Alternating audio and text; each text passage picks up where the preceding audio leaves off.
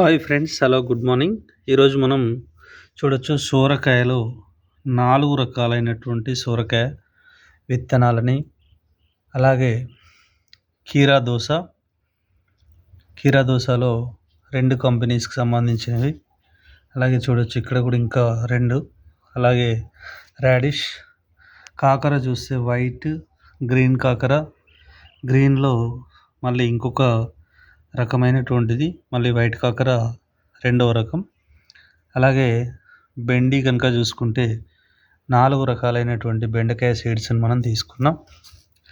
అలాగే బీరకాయ 3 రకాలైనటువంటి బీరకాయ సీడ్స్ని మనం తీసుకున్నాం. అలాగే గోంగూర ప్లస్ కొత్తిమీర ప్లస్ మనకు పుచ్చకాయ, ఇవన్నిటినీ కూడా విత్తనాలను మనం తీసుకొని ఇక్కడ ఆరబెట్టుకోవడం జరిగింది.